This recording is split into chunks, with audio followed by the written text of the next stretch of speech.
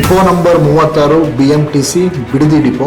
ಮೂಡಲ್ಪಾಳ್ಯದಿಂದ ಕೆಂಗೇರಿಗೆ ಬಸ್ ಹತ್ತಾನೆ BMTC bus. ಆ ಕಂಡಕ್ಟರ್ ಹೇಳ್ತಾರೆ ಏನಾಗಲ್ಲ ಇದು ಟಿಕೆಟ್ ಬಂದು 1494 ಇಶ್ಯೂ ಮಾಡ್ತಾ ಇದ್ದೀರಾ. ಆ ಗಾಡಿ ಬದಲು ಬೇರೆ ಗಾಡಿ ಕೊಡ್ತಾರೆ. ಯಾವ ನಂಬರ್ ಕೊಟ್ರೆ ಏನು ದುಡ್ಡು BMTCಗೆ ಹೋಗುತ್ತೆ. 1491 ಈ ಬಸ್ ಎಲ್ಲಿದೆ? ಅದು ಡಿಪೋ ಮ್ಯಾನೇಜರ್ ಜಾರ್ಕೊಳಕ್ಕೆ ಕಂಡಕ್ಟರ್ ಮೇಲೆ ಎತ್ತಾಗ್ತಾನೆ. ಫ್ರೀ ಆಧಾರ್ ಕಾರ್ಡ್ ಅಲ್ಲಿ ಓಡೋಂತ ಜನಗಳ ಮಧ್ಯೆ ಇದೆಲ್ಲ ಹುಡ್ಕಾಕಾಗಲ್ಲ ಸರ್, ನಾವು ನೋಡಿಲ್ಲ ಅಂತ ಪಾಪ ಕಂಡಕ್ಟರ್ಗಳು ವ್ಯತೆ.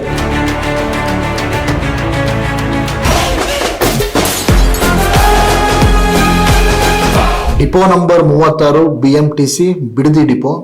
ಏನಪ್ಪ ಇದ್ರದ್ದು ಟಿಕೆಟ್ ಗೋಲ್ಮಾಲ್.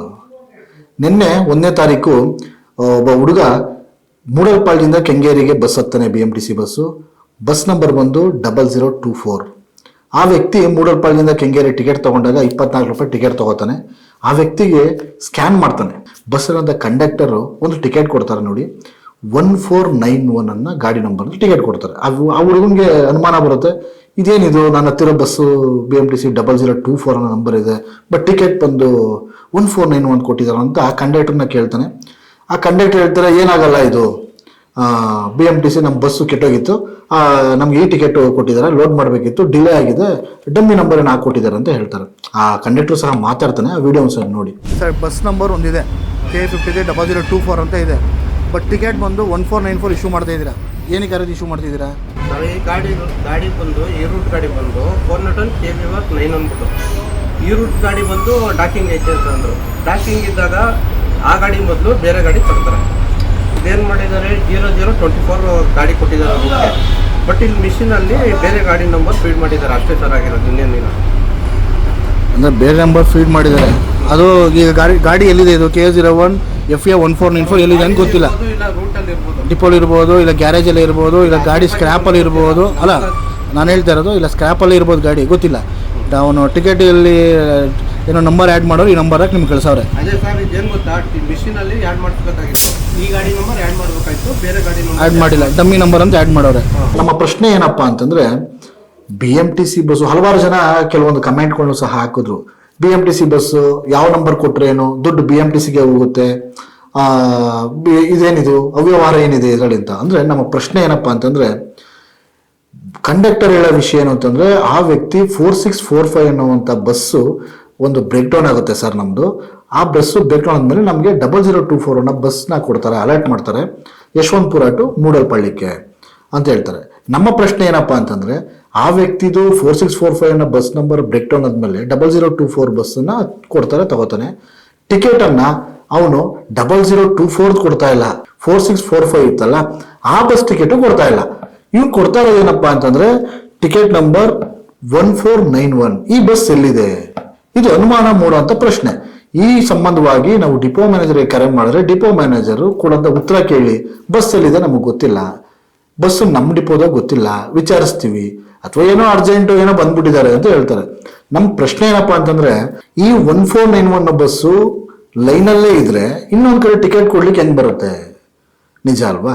ಅಥವಾ ಈ ಬಸ್ಸು ನಿಜವಾಗ್ಲೂ ಚಾಲನೆಯಲ್ಲಿದೆಯಾ, ಅಥವಾ ಗುಜ್ರಿಲಿದೆಯಾ, ಅಥವಾ ಗುಜ್ರಿಲಿದ್ರೆ ಗುಜ್ರಿಲಿರೋ ಬಸ್ಸು ಟಿಕೆಟ್ ಕೊಡ್ಬೋದಾ? ಇದನ್ನ ಪ್ರಶ್ನೆ ಮಾಡಿದಾಗ BMTC ಡಿಪೋ ಮ್ಯಾನೇಜರು ಮತ್ತೆ ಮೇನ್ PRO ಇದು ಕಾನೂನು ಬಾಹಿರ, ಈ ರೀತಿ ಕೊಡ್ಲಿಕ್ಕೆ ಬರಲ್ಲ, ಇದು ತಪ್ಪು ಯಾರ್ದು?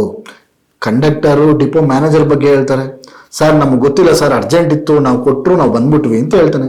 ಆದ್ರೆ ಡಿಪೋ ಮ್ಯಾನೇಜರ್ ಜಾರ್ಕೊಳಕ್ಕೆ ಕಂಡಕ್ಟರ್ ಮೇಲೆ ಎತ್ತಾಗ್ತಾನೆ. ಟಿಕೆಟ್ ಅಲ್ಲ, ಪರ್ಮಿಷನ್ ಯಾರಿದೆ? ನಾವೀಗ ಸುದ್ದಿ ಮಾಡ್ತಾ ಇದ್ದೀನಿ. K01 ಸರ್, ಚೇಂಜ್ ಮಾಡ್ತೀರ ಅನ್ನೋದು ಈಸಿ, ಓಕೆ. ಬೆಳಗ್ಗೆಯಿಂದ ಗಾಡಿ ಓಡಾಡ್ತಾ ಇದೆಯಲ್ಲ up to Kengeri to Yeshwanthpur, permission ಯಾರು ನೀಡಿದ್ದಾರೆ ನಿಮ್ಗೆ? ಯಾವ ಡಿಪೋ ಕೊಟ್ಟಿದ್ದಾರೆ? ಅಥವಾ ನಿಮ್ಮ ಡೈರೆಕ್ಟ್ ನಿಮ್ ಗಾಡಿ ಹೊರಡಿಸಿದ್ದಾರೆ? ಅದು ಆಕ್ಚುಲಿ ATM ಮಿಷನ್ ಚೇಂಜ್ ಮಾಡ್ಕೊಂಡು ಹೋಗ್ಬೇಕು. ಏನೋ ಬೈ ಮಿಸ್ ಆಗವ್ರ, ಅದೇ ಬೆಳಿಗ್ಗೆಯಿಂದ ಸಂಜೆ ತನಕ ಏನ್ 8 ಅವರ್ 10 ಅವರ್ ಡ್ಯೂಟಿ ಇರುತ್ತೆ, ಓಡಾಡ್ಕೊಂಡು ಪಾಪ ಈ ವ್ಯಕ್ತಿಗಳು ಕಂಡಕ್ಟರ್ಗಳು ಕೊಟ್ಟಂತ ಕೆಲಸಗಳನ್ನ ಮಾಡ್ತಾರೆ. ಅದ್ರಲ್ಲಿ ಬೇರೆ ಈ ಬಿಟ್ಟಿ ಭಾಗ್ಯಗಳು, ಆ ಭಾಗ್ಯಗಳನ್ನ ಇಟ್ಕೊಂಡು ಫ್ರೀ ಆಧಾರ್ ಕಾರ್ಡ್ ಅಲ್ಲಿ ಓಡೋಂತ ಜನಗಳ ಮಧ್ಯೆ ಇದೆಲ್ಲ ಹುಡ್ಕಾಕಾಗಲ್ಲ ಸರ್, ನಾವು ನೋಡಿಲ್ಲ ಅಂತ ಪಾಪ ಕಂಡಕ್ಟರ್ಗಳು ವ್ಯತೆ.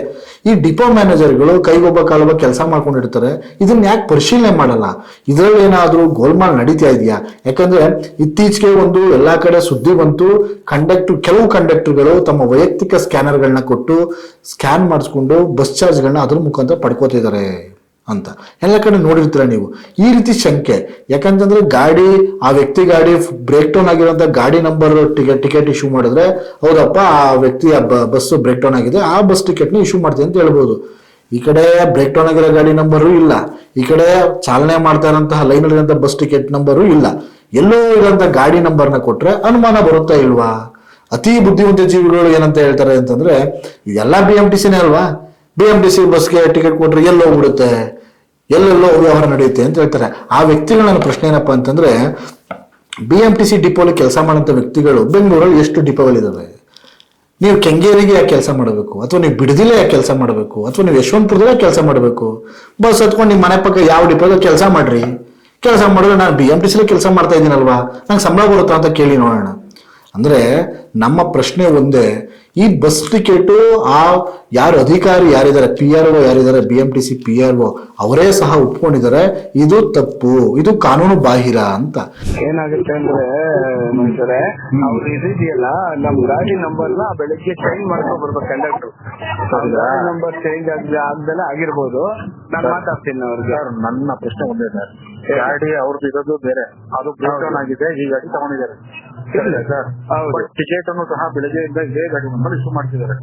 ಗಾಡಿ ನಂಬರ್ ಚೇಂಜ್ ಆಗಲೇಬೇಕು. ಇದು ಪರ್ಮಿಷನ್ ಇದೆಯಾ? ಇಲ್ಲ, ಪರ್ಮಿಷನ್ ಅಂತ ಇಲ್ಲವೇ ಇಲ್ಲ.